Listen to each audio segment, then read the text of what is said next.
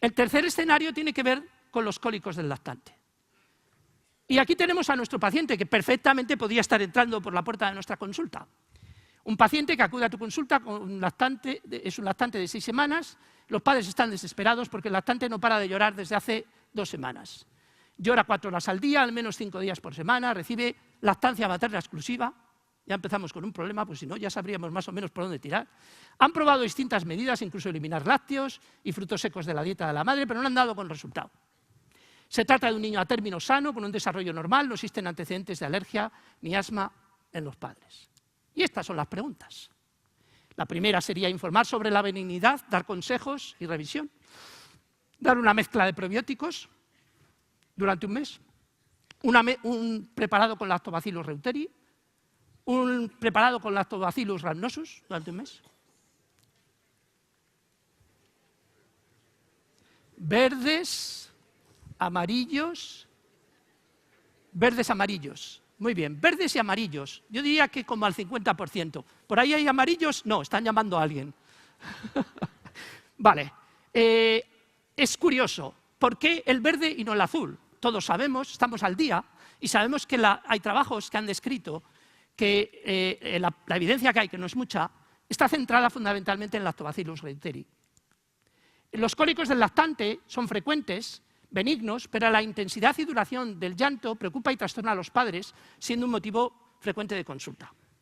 Frecuentemente, estos pacientes son sometidos a cambios dietéticos, retirada de proteínas de la leche de vaca y a tratamientos, inhibidores de la bomba de protones, probióticos, técnicas conductuales.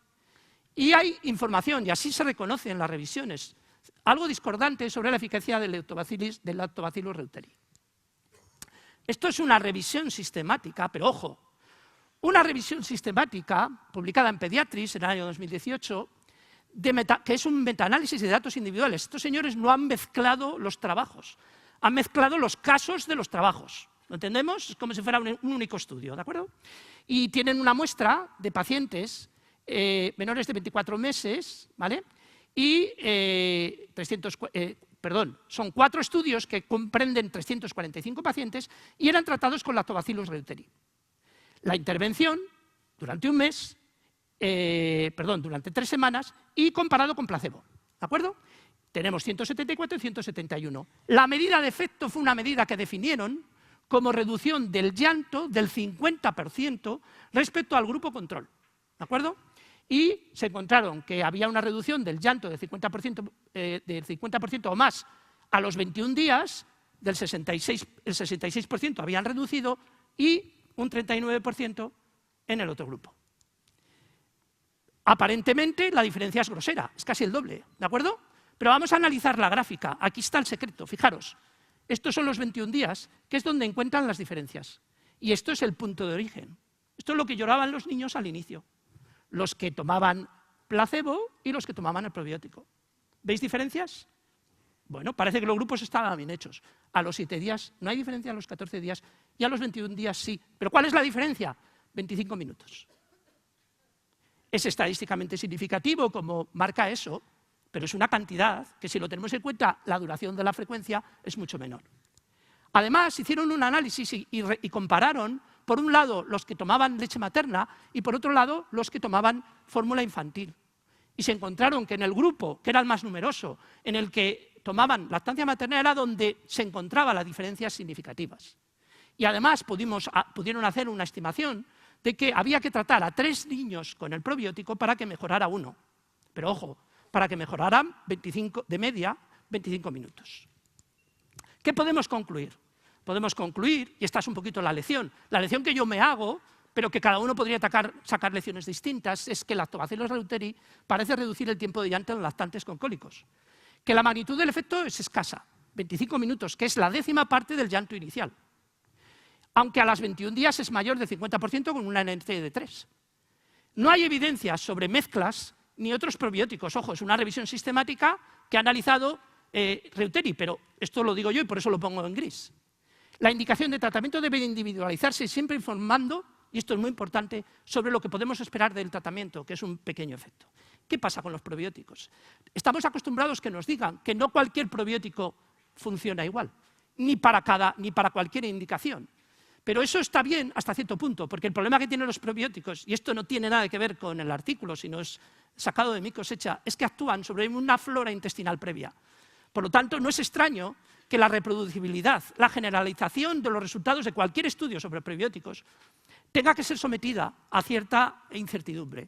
Y no me resisto, sin acabar este tema, hablando de dos trabajos recientemente publicados en el número de noviembre de New England, nadie va a discutir, en el que se examina, en un escenario que no tiene nada que ver con el que teníamos visto antes, que es el de la gastroenteritis en los niños, y en estos dos, Lactobacillus rhamnosus, combinado o no con el Veticus en el otro, una muestra de 943 en uno, 886, que para que nos hagamos a la idea, es bastantes más pacientes que los que se incluyeron en la revisión sistemática que se publicó ya en el año 2014-2015 y que fue la que hizo que la Sociedad Europea recomendara o que dijera que se podría valorar el uso de prebióticos. Bueno, pues esto es lo que hay. De alguna manera, estos dos ensayos clínicos lo que querían es decir, dado que todos los estudios anteriores eran de pequeño tamaño, ¿qué pasa estudiando a muchos? Y esto es lo que nos encontramos. La medida que ellos sacaron era una medida basada en una escala, no encontraron diferencias, no iban mejor los que tomaban prebióticos, pero gráficamente se ve mucho mejor aquí. Este es un trabajo y este es el otro. Frecuencia de diarrea y frecuencia de vómitos. Curiosamente, los que tomaban prebiótico tenían más vómitos. Y un poquito la lección viene a decir que no todo lo que hay detrás del resultado de un ensayo clínico debe ser aplicado directamente. El grado de incertidumbre, un grado de incertidumbre razonable y para determinados escenarios debe llevarse a cabo y, sobre todo, fijarnos en el tamaño del efecto. El siguiente escenario es el de diagnóstico de la tuberculosis. Creo que es mi quinto escenario, creo que voy bien de tiempo, paz. En este escenario, el paciente es un paciente que también puede entrar por nuestras consultas. Niño de 5 años que acude a consulta refiriendo contacto tuberculoso con familiar cercano diagnosticado recientemente.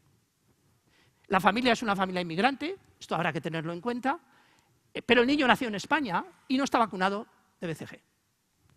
No refiere síntomas y presenta una exploración física completamente normal. Mis preguntas. ¿Qué pruebas haríamos?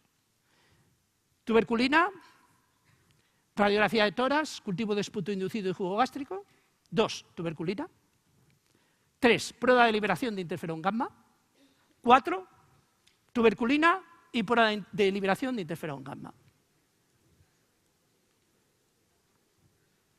Rojo, rojo, rojo, rojo, rojo, rojo, rojo, rojo, algún azul.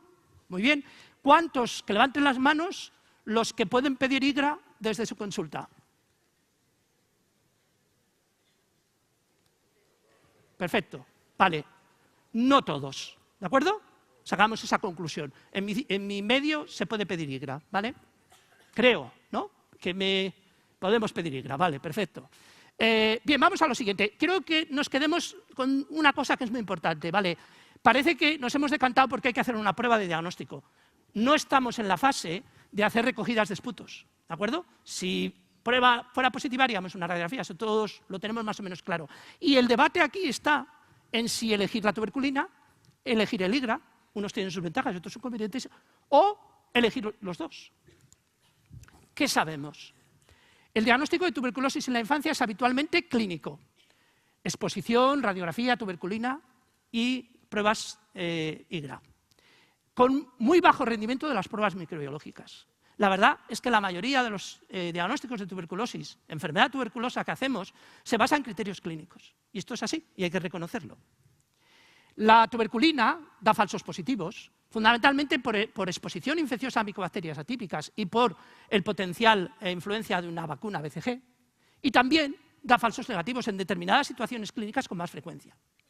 Los IGRA constituyen una herramienta diagnóstica alternativa que puede ser, y hasta ahora ha sido visto como tal, un complemento a la tuberculina. La tuberculina y los IGRA tienen una similar sensibilidad, de 88-89%, aunque parece que los IGRA tienen un poquito más de especificidad.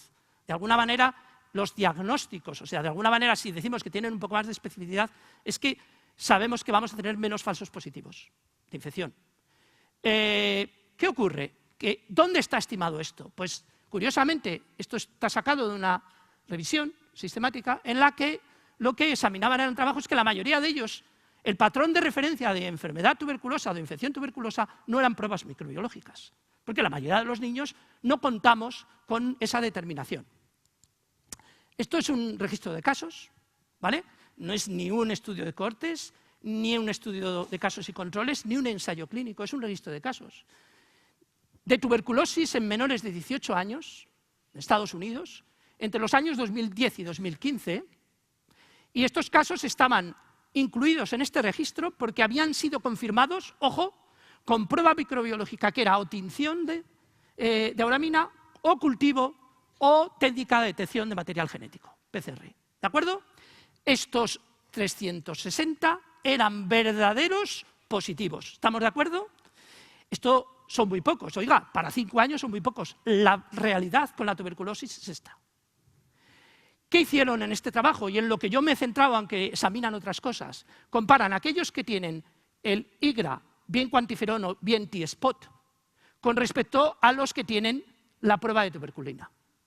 Y fijaros que estos son los que de los 360, 95 tenían las dos. O sea, nos hemos quedado todavía con menos, ¿vale? 88 de 95 tenían el cuantiferón o el T-spot positivo, 80 de los 95 tenían la tuberculina positiva. Esto significa que lo único que podemos determinar es sensibilidad. Y la sensibilidad es del 93% para el IGRA y del 84% para la tuberculina. ¿De acuerdo? Si cogemos las dos, una u otra positiva, la sensibilidad aumenta hasta un 96%. Curiosamente, el intervalo de confianza, que es una medida que nos permite a nosotros saber cuánto nos creemos los resultados que nos dan, va de 89 a 98. Y fijaros cómo 89 está por encima de 84, pero no por encima del 93. Digamos que de forma global, la utilización de dos pruebas solo mejora el diagnóstico respecto a la realización aislada de tuberculina. ¿Entendemos? Hay sin duda un sesgo de incorporación, pero lo que no hay duda es que estos son verdaderos positivos. La tabla más interesante es esta que veis aquí, que traduce un poco el resultado, en la que ponemos cómo los resultados positivos del IGRA los comparamos con los resultados positivos de la tuberculina y vemos cómo hay discordancias, pero esas discordancias pesan más en el lado del IGRA. Y este es un análisis que es un poquito también el que da pie a alguna de las conclusiones que tiene el estudio, separando a los sujetos por grupos de edad. Y fijémonos, por debajo de 2 años la sensibilidad es baja en los dos grupos. A pesar de que parezca más baja con los IGRAs, el grado de incertidumbre no permite decirlo, porque no hay significación en las diferencias. Entre los 2 y los 4 años prácticamente no hay diferencia, 91%, y donde hay una diferencia notable es donde están la mayoría de los pacientes, entre 5 y 18 años, la tuberculina 83 y 96% del IGRA. Y precisamente en ese grupo la diferencia de la combinación solo mejora con respecto al IGRA. ¿Vale? ¿Qué hay de nuevo? ¿Y con qué podemos concluir este escenario clínico? En mayores de 5 años, los IGRA tienen mayor sensibilidad. En menores de 2 años, los IGRA y la tuberculina, ambos, cualquiera de ellos, tienen una baja sensibilidad. La combinación de pruebas solo mejora la tuberculina de forma aislada. Y el IGRA podría ser la primera opción en mayores de 5 años o en sujetos vacunados de BCG. Esta sería mi última diapositiva y yo quiero, antes de dar el testigo a mi amigo y compañero Javier, insistir en que es imposible que le dediquemos el tiempo que requieren al examen de estos artículos. Pero tanto si al final estos artículos van a influir en nuestra toma de decisiones, bien porque hayamos cogido el artículo, bien porque hayamos cogido el número de evidencias en pediatría en el que se examina, o bien porque hayamos leído una guía de práctica clínica en el que hay una recomendación y a la derecha de la recomendación pone una cita bibliográfica, los elementos de juicio que quien toma esa recomendación ha tenido en cuenta son los que hemos visto en esta presentación. Y si nosotros somos capaces de integrar esa jerga y entender la importancia que tiene la importancia clínica de los resultados, cuando tomemos la decisión de la que nosotros somos soberanos en presencia de incertidumbre, va a ser la decisión óptima. Muchas gracias.